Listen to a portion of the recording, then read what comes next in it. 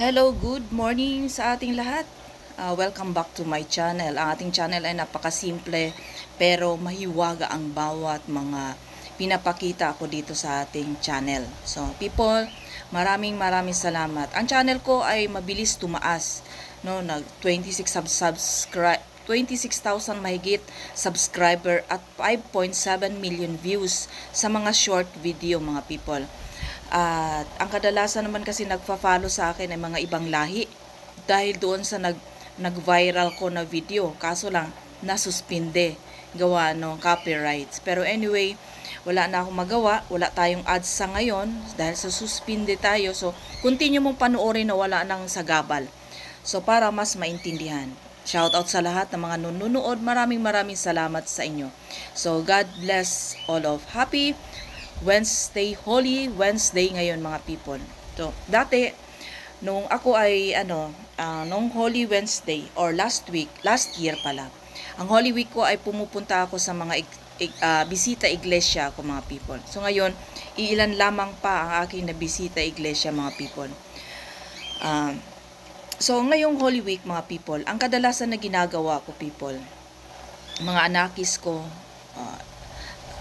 ko dito sa social media dahil nanay ang tawag sa akin. So, ako po ay 49 years old na ngayong taon na ito sa July. So, may edad na. So, medyo ang ating mga pinapakita sa inyo dito sa Holy Week ay isa sa mga kababalaghan na mga gawain natin.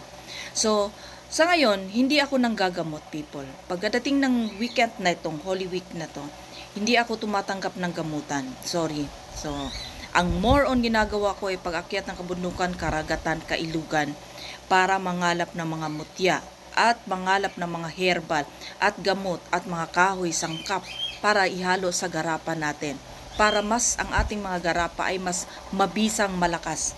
So may mga nagtanong sa akin kung ano daw ang bakit daw maganda ang paggawa natin ng mga garapa ngayong Holy Week. Kasi etong Holy Week ay Holy Day, Holy Week. Kaya siya tinawag na Holy Week. Kaya kakaiba siya sa lahat ng mga weekend at araw at panahon at buwan, no? So every year mayroon tayong Holy Week, no?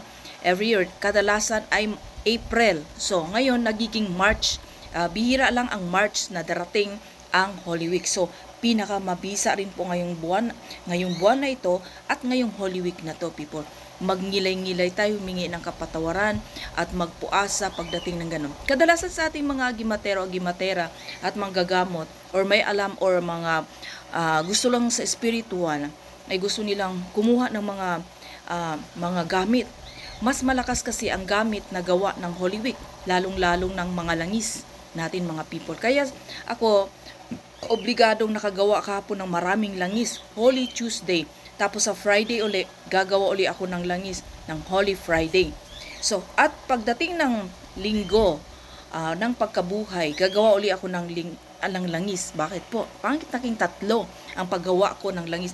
Ito ay akin lamang kaalaman. Ito ay turo sa akin ng mahiwagang gabay ng nagbulong. So, dito mga people, marami sa atin na magtaka ba, gabay, ganun. People, ang may mga alam na katulad sa amin, alam namin ang aming mga gabay at alam namin yung mga bulong sa amin na mahiwaga. So, kung ikaw ay normal na walang kaalaman sa katulad namin, respect lang tayo, mga people. Mga kautol, mga brother, mga master, mga manggagamot o ano ka man, ibang reliyon, ibang lahi, respect tayo sa bawat isa natin, mga people, ha? Kasi I respect you and please respect me kung ano yung mga sinasabi ko dito. Kunin mo ang konting idea na wala alam, no? Halimbawa, may alam ako na hindi mo alam, kaya kunin mo. Reverse tayo, people. Pero ako, people, bihira ako mga pitbahay or sa YouTube na pupunta para kumuha ng idea. Hindi po ako ganun. Ang idea na nalalaman ko, people, ay isang bulong at turo ng gabay ko. Minsan tamad akong gumalaw, minsan maayos, minsan mabilis. Pero kahit taband ako, people, gumagalaw pa rin ako ng gumagalaw, no? Kahit hindi ako nagpapadala ng katamaran sa aking katawan. Babae ako, maaring tatamarin din kami kasi ganun talaga, di ba? Alam na natin yan.